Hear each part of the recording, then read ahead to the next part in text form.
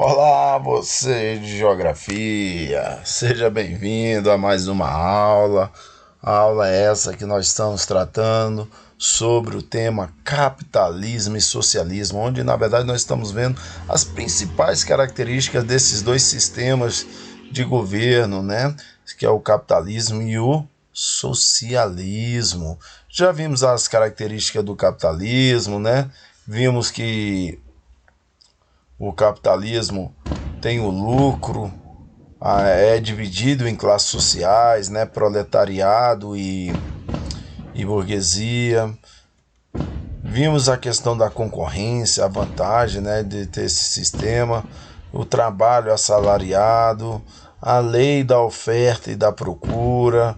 Vimos essa questão da economia de mercado, né? E vimos também que a propriedade privada, né, é um também dos fundamentos aí do capitalismo, tá? Só relembrando aí as principais características do capitalismo. Ok, galerinha? Tudo tranquilo? Beleza. Então vamos lá. O que acontece, gente? Na aula de hoje nós vamos falar, o banqueiro aí feliz da vida, né? No seu foguete, né? Cheio de grana. Hoje nós vamos falar sobre esse sistema de governo conhecido, tão polêmico, né? Traz tantas polêmicas, que é o socialismo, né? E o que é o socialismo, gente? É uma doutrina política e econômica que surgiu entre o fim do século XVIII e a primeira metade do século XIX, no contexto da primeira Revolução Industrial. Tá? Então o mundo ainda estava vivendo, né, ali a sua primeira Revolução Industrial. Na verdade, alguns países, né, europeus estavam vivendo, né, a sua primeira Revolução Industrial, porque a primeira Revolução Industrial vai ficar restrita aos países europeus, né? Começa na Inglaterra e aí vai ali se expandindo para outros países, mas vai pegar poucos países. E essa primeira Revolução Industrial vai ficar restrita a alguns países europeus. Só na segunda Revolução Industrial que vai pegar países fora da Europa, e são só dois, Estados Unidos e Japão. Só na segunda Revolução Industrial. Beleza? Legal? Então vamos voltar aqui. Então o socialismo vai surgir nesse contexto, né, da primeira Revolução Industrial. É um sistema baseado, sobretudo, no princípio da igualdade, tá, gente? Então o princípio do socialismo é essa questão de igualdade. A corrente socialista emergiu como uma forma de repensar o sistema capitalista que vigorava na época. O sistema capitalista também sempre foi um sistema polêmico, né? É um sistema polêmico que vai trazer várias discussões, tá? Então o socialismo surge fazendo um contraponto aí ao sistema capitalista, tá? Então ele surge, quando o socialismo surge, ele surge como uma nova proposta, né? Uma nova proposta e bem contrária ao do capitalismo. Tá? Então ele surge com essa ideia, né, de que, olha, nós temos uma outra possibilidade, que é o socialismo, né? E esse socialismo, gente, vamos ter vários tipos de socialismo, né? Começamos lá com o socialismo utópico, né? Vamos ter o socialismo utópico. O que era o socialismo utópico? O socialismo utópico era aquele que sonhava, né, uma sociedade justa, né, ele igualitário e todo mundo, mas que via que tudo isso, né, era algo difícil, né, de se alcançar esse modelo. Então, o que acontece? E aí vai surgir um barbudinho chamado Karl Marx, que vai se debruçar sobre os escritos, né, os manuscritos do capitalismo. Ele vai analisar profundamente o capitalismo, né? Ele vai analisar profundamente o capitalismo para trazer a ideia do socialismo. E esse socialismo agora sugerido por Marx, né? Esse barbudinho é Karl Marx. E esse socialismo que Marx vai trazer, gente, é o socialismo científico. Por isso que ele se debruça, né, sobre, né, as escrituras ali do capitalismo. Ele vai se aprofundar, né? Vai se aprofundar nos estudos do capitalismo. Ele vai entender de fato como é que é esse sistema, né? O que há de errado nele. E ali ele vai se debruçar e vai trazer a ideia do socialismo científico. Que é o socialismo científico? Que ele pode ser implantado. Diferente do tópico, que só fica na ideia, né? No mundo das ideias, da imaginação, não. Agora Marx fala assim, não, o socialismo é possível. E ele vai trazer a ideia do socialismo científico, tá? Essa é a ideia de Karl Marx, implantar o socialismo científico, que ele comprovou através dos seus estudos. Tá ok, gente? Então Marx vai ter um grande aliado, tá? Nessa luta, né, de tentar implantar o socialismo, que vai ser Friedrich Engels, né? Friedrich Engels vai ser o grande amigo, né, parceiro, camarada de Marx, tá?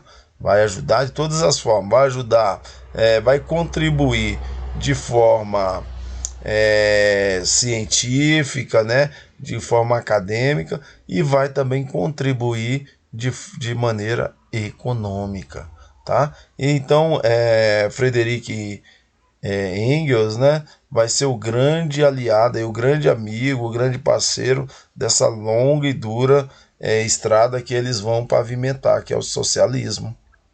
Tá ok? Então, Marx e Engels, tá? Eles vão acreditar nessa teoria do socialismo científico, de implantar o socialismo nos países europeus. Essa era a ideia. E veja só que Marx vai conseguir até sucesso, vamos dizer assim. Por quê? Porque realmente em 1917, né, outubro de 1917, vai haver a Revolução Russa, né, onde o Partido Bolchevistas, né, o Partido Bolchevique, né, ele vai assumir o poder, né, lá na Rússia, que vai ser a Revolução Russa, onde que vai ser o primeiro país a implantar o socialismo. Tá ok? Então realmente, né, as ideias de Marx, né, deram certos, né, deram certo suas ideias, tá? O capitalismo, o socialismo realmente poderia ser implantado em um país. Coisas que muitos duvidavam, tá, gente? Muitos duvidavam, achavam que essas ideias não iam dar certo, que país nenhum daria conta de adotar esse tipo de regime, né? De tipo de essa doutrina política, econômica, socialista, tal. E em 1917 a Rússia, né? Toda aquela revolução, os sovietes, junto com o partido bolcheviques, né? E os camponeses, eles conseguem ali impor suas ideias e assumir o poder da Rússia, que futuramente se transformou na União Soviética. Beleza, gente? Então, sobre o socialismo, vamos passar aqui, ó. Característica do socialismo, gente. A estatização dos meios de produção. Lembra que lá no capitalismo nós falamos que os meios de produção eles são privatizados? Professor, lembro, mas eu não lembro o que são os meios de produção. Tranquilo, sem estresse. Os meios de produção é tudo aquilo que produz. Como assim, professor? As terras, né, que nos dá, né, as grandes colheitas, as terras é um meio de produção. O maquinário, né, todas as máquinas que produzem são meios de produção. As indústrias, os bancos, tá? Isso são meios de produção. tá ok? Os meios de produção, produz. E esses meios de produção, eles vão ter um dono dentro do capitalismo, por isso que eles são privatizados. Já no socialismo, não. Eles vão ser estatizados. O que é estatizado, professor? Pertence ao Estado. O Estado que é o dono dos meios de produção. Tá? Então, dentro do socialismo, é o Estado que controla os meios de produção. Não é uma pessoa ou um grupo de pessoas que vai comandar esses meios de produção. Como é muito comum aqui no capitalismo, né? Nós estamos num país capitalista. Então é muito comum a gente ver, né? Chega a ser até algo natural. A gente olha o meio de produção capitalista. Vamos lá. As empresas de ônibus, tá bom? As empresas de ônibus prestam serviço, né? Deslocam a população, a classe operária, desloca ela de sua casa para seus empregos, dos seus empregos para casa, enfim. Só que tem um porém. Esse meio de produção, que é os meios de transporte, eles são o que, gente? Privatizados dentro do capitalismo. Isso quer dizer o quê? Se você quiser utilizar aquele tipo de meio de produção, você tem que pagar um preço, que no caso é a passagem de ônibus. Não é isso? Já no mundo socialista, o que acontece? Esse meio de produção, vamos supor os ônibus, eles são estatizados, ou seja, pertencem ao Estado. Então as pessoas geralmente não precisam pagar, né, por aquele transporte. Por quê? Porque o Estado que controla, né? O Estado é que controla esse meio de produção. Ok? Então, uma das ideias do socialismo é isso. Tudo, né? Todas as propriedades pertencerem ao Estado, né? Ao Estado, tá? Então, para o capitalismo, para o socialismo, aliás, para o socialismo funcionar, ele tem que ter controle sobre os meios de produção. Senão não tem como. Tá, gente? Senão não tem como. Não tem como funcionar. Porque é da natureza do socialismo, tá? Para dar certo tem que ser o quê? Os meios de produção pertencerem ao Estado. Tá? Professor, e a China?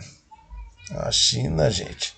A China é uma coisa complexa, né? Por quê, gente? O Estado é muito forte dentro da China, né? Controla muitos setores. Mas, ao mesmo tempo, a economia da China é uma economia de mercado. O que é economia de mercado, professor? É aquela economia do capitalismo. Como é que a gente chama a China de comunista se ela tem a economia de mercado, professor? Por isso que eu falei que é um sistema bastante complexo, né?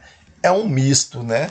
A China é um misto aí de, né, a questão do Estado forte, né, do controle do Estado, né? O Estado controla muitos setores, mas ao mesmo tempo sua economia é uma economia de mercado, né? É uma coisa meio estranha, mais para lá do que estranha, né, gente? Então vamos lá. A abolição da propriedade privada, né? Então não permite a propriedade privada, tá, gente? Foi abolido a propriedade privada. Eles não aceitam que estejam grupos, né? Como tem aqui no capitalismo, grupos de pessoas que sejam donos dessas fábricas, das terras, tá? Para o socialismo, tudo tem que pertencer ao Estado. Então essa é a palavra de ordem do socialismo. Tudo pertencer ao Estado, tá? Então essa é a ideia do socialismo. Então falou em socialismo, já pensa logo, Estado. É o Estado forte, porque o Estado é que vai controlar todos os setores da economia, tá? O Estado é que controla todos os meios de produção.